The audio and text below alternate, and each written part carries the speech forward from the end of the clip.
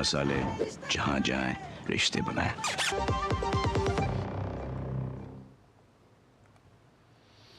और संभल हिंसा के बाद से लगातार जिस तरह से राजनीतिक सरगर्मी बढ़ी हुई है, उसी पर आज हमारा विशेष भी है, शांत संभल को अशांत करती राजनीति। 3 मेहमान हमारे साथ इस विषय पर बात करने के लिए जुड़ रहे हैं।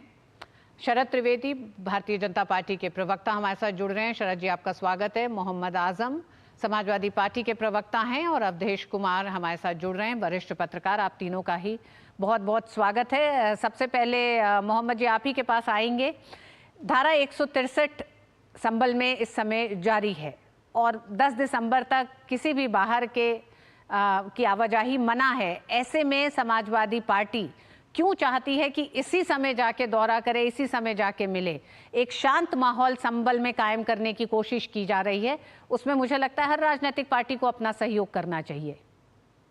मैडम, समाजवादी पार्टी के विपक्ष के नेता हैं जो एक संवैधानिक पद पे बैठे हुए हैं। किसी समाजवादी पार्टी किसी आम कार्यकर्ता को नहीं भेज रही है। अगर विपक्ष के नेता को भी कहीं जाने की इजाजत नहीं होगी तो लोकतंत्र में विपक्ष की भूमिका क्या है?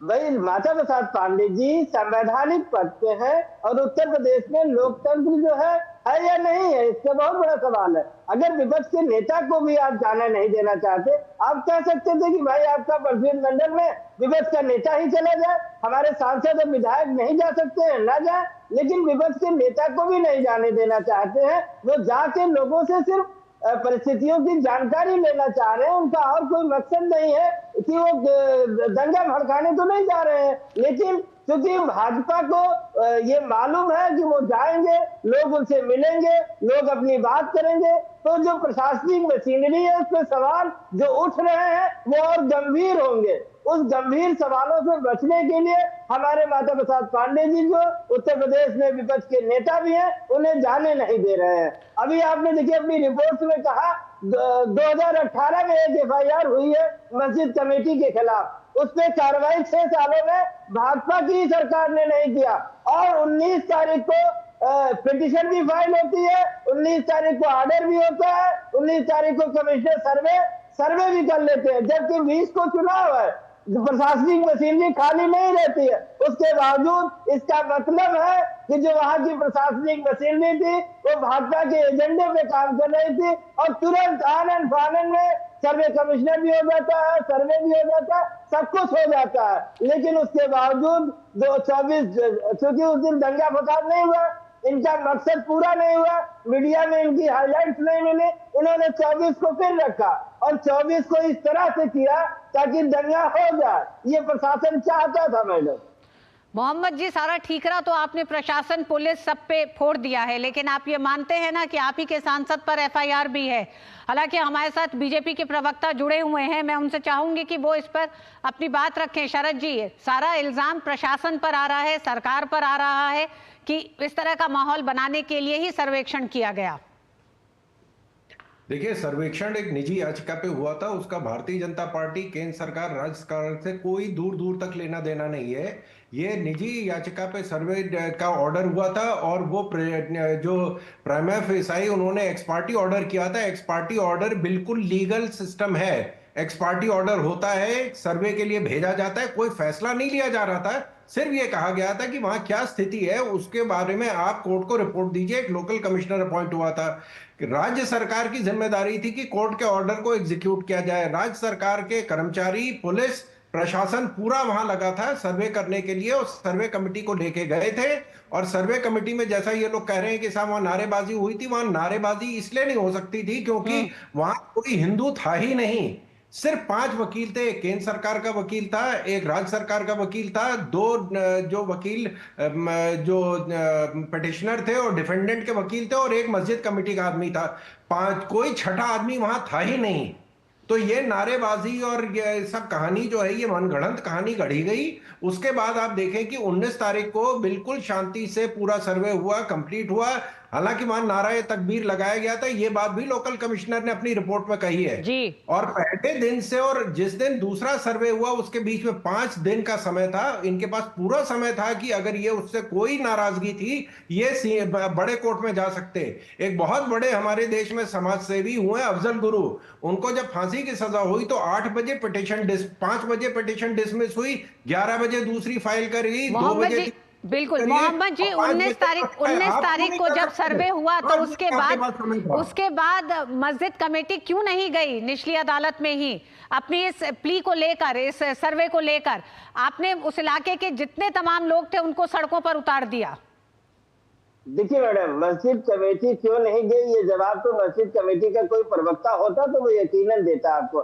समाजवादी पार्टी के प्रवक्ता होने के नाते मैं इतना जरूर कहना चाहूंगा कि अब तक शायद ही कोई आदेश ऐसा हमने देखा होगा जिसमें 12 बजे पिटीशन फाइल होती है, 2 बजे आदेश हो जाता है और 5-6 बजे पूरा डीएम एसपी अमला लेके सर्वे के लिए पहुंच जाते हैं। मोहम्मद जी मस्जिद कमेटी के सदर का कहना है कि उनको पर्याप्त समय में जानकारी दे दी गई थी, तो ये गलत बातें कृपया ना फैलाएं आप। उनको समय पर ये जानकारी थी कि किस दिन ये सर्वे होना है। दूसरी बात, 19 से लेकर 29 तारीख तक का समय था। ये जो 24 तारीख को लेकर लगातार आप लोग एक सवाल उठा रहे हैं, उस सवाल का कोई औचित्य नहीं बनता है। 19 से 24 तारीख तक का सर्वे था। वो सर्वे 19 को भी खत्म हो सकता था, वो 28 तारीख को और 29 तारीख की सुबह भी खत्म हो सकता था। तो आप लगातार जिन लोगों ने वहां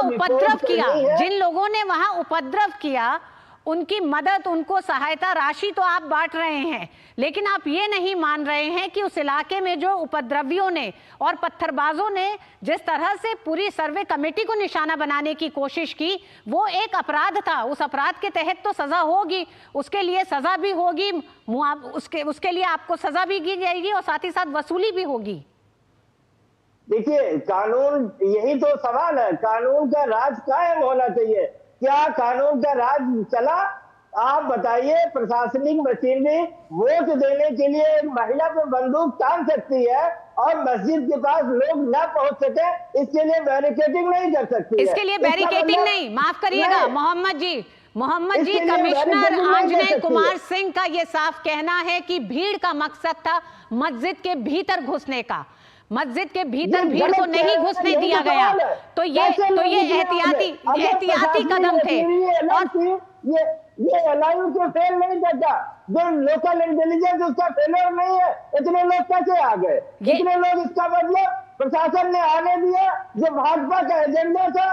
अवधेश जी, कमिश्नर आंजनेय कुमार सिंह का कहना है कि इंटेलिजेंस का इनपुट था कि मस्जिद के भीतर वो भीड़ घुसना चाह रही थी, मकसद ये था, इसलिए उस भीड़ को रोका गया है। और रोकने से पहले जिस तरह की पत्थरबाजी हो रही थी, अवधेश जी, जहां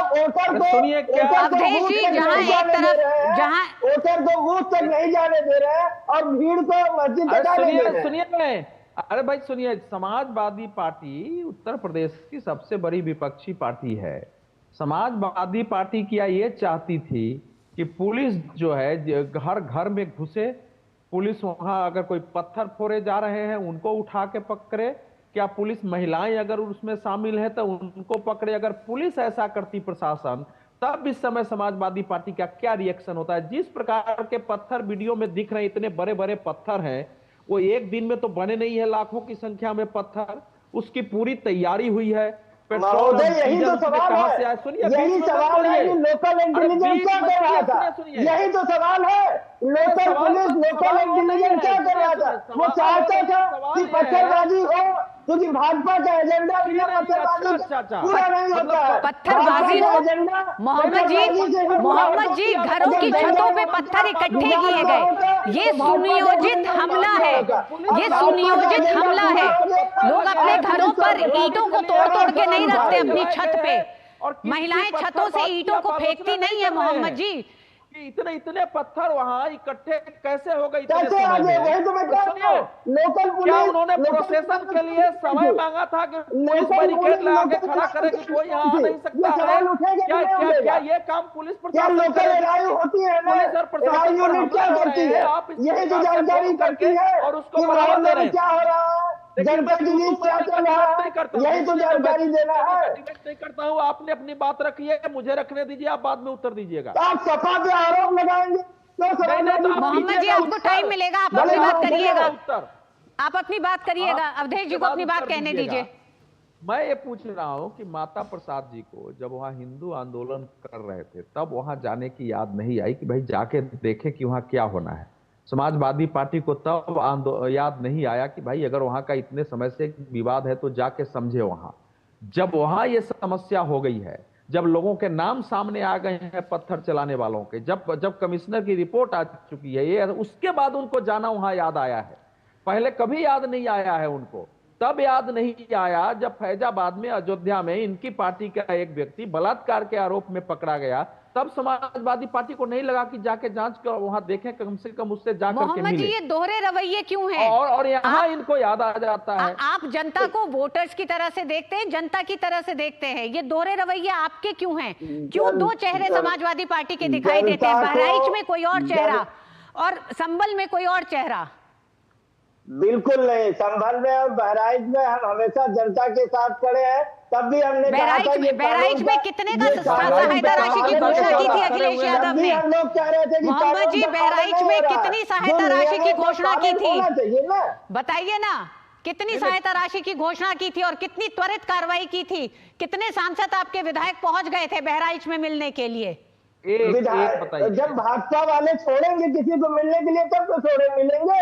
भाजपा वाले खुद ही नंबर लगाए हुए हैं, क्योंकि उनको जहां उनकी राजनीति को वो मिल रही थी, खुराक मिल रही थी। मोहम्मद जी प्रशासन लगातार संभल को शांत करने में अपनी पूरी मशीनरी लगा रहा है, लगातार ये कोशिश है कि संभल शांत हो, लेकिन आपकी पार्टी जिस तरह से अपने जनप्रतिनिधियों को और जिस तरह के बयान लगातार आ रहे हैं, वो ऐसा लगता नहीं है कि वो शांति चाहती है। शरद जी इनका कहना है कि इनके दोहरे रवैये नहीं है, लेकिन बहराइच और संभल दोनों जगह दो अलग चेहरे समाजवादी पार्टी के दिखाई देते हैं। रितु जी, मैं अपने मित्र से एक बात पूछना चाहता हूं कि ठीक है बहराइच का मुद्दा अलग है, यहाँ का मुद्दा अलग, हम ये भी मान लेते हैं। आप ये बता दीजिए कि संभल के केस में जो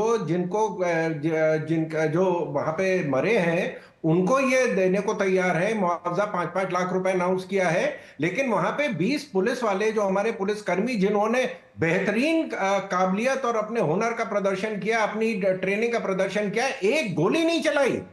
इतने पथराव हो रहे थे। किसकी गोली से है? मोहम्मद जी क्यों नहीं उन लोगों के परिवारों से आप ये पूछते हैं कि उन बच्चों ने क्यों पथराव किया? कहना चाहता हूँ मोहम्मद जी जो लोग मारे गए हैं, मोहम्मद जी पुलिस को सर्टिफिकेट दे दिया।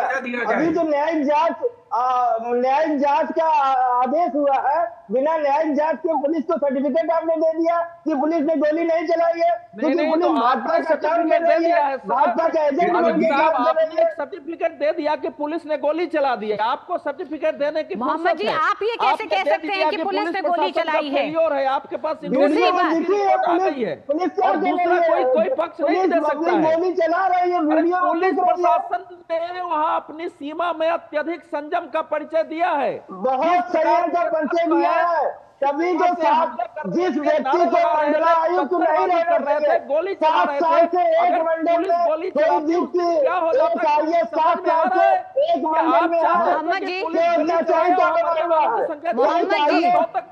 साल से एक मंडल में है। मोहम्मद जी हल्ला मचाने से नहीं बात होगी, बात सुननी होगी, इसलिए चहिता बना हुआ है। मस्जिद मंदिर पर समाजवादी पार्टी का क्या स्टैंड है?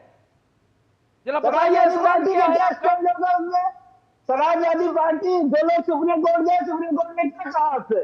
सुप्रीम कोर्ट ने लोअर कोर्ट के आदेश को रोका कि नहीं रोका? उसने कहा हाईकोर्ट को सुनेगा, हाईकोर्ट जो फैसला देगा वो लोग मानेंगे। तो सर्वे पर आपत्ति है कि जल्दी सर्वे क्यों हो गया? 6 महीने बाद जाके इंप्लीमेंट करना चाहिए था। जल्दी नहीं हो गया। कह रहे हैं कि सुबह हुआ शाम को क्यों हो गया? अरे तो अच्छी बात वही तो मैं कह रहा हूँ, 2018 की FIR हो गया। 2000 ने 2018 की FIR करी, उस पे आज तक कुछ नहीं हुआ। मोहम्मद और जी, एक आदेश होता है, मोहम्मद जी FIR पर कुछ नहीं हुआ। आप सब मोहम्मद जी लोग पूरा हमला लेके पहुंच जाते हैं। मोहम्मद जी, अधेश जी आप भी रुकिए थोड़ा। मोहम्मद जी, मसला नहीं है, मोहम्मद जी FIR पर अगर अभी तक कुछ नहीं हुआ है तो ये भी देखने वाली बात है कि जब ASI ने अपने हलफनामे में कहा है कि मस्जिद कमेटी ASI अधिकारियों को अंदर जांच के लिए नहीं जाने दे रही थी। ये ASI की संरक्षित इमारत है। अगर मस्जिद कमेटी के लोग ASI के अधिकारियों को भी अंदर नहीं जाने दे रहे हैं और लगातार विरोध कर रहे थे उनके अंदर जाने का, तो जो सर्वे को जिस तरह से रोकने की कोशिश की है, क्या समाजवादी पार्टी ने सहायता राशि देते समय उन घर वालों से ये पूछा कि आपने अपने बच्चों को पत्थर देके क्यों भेजा था?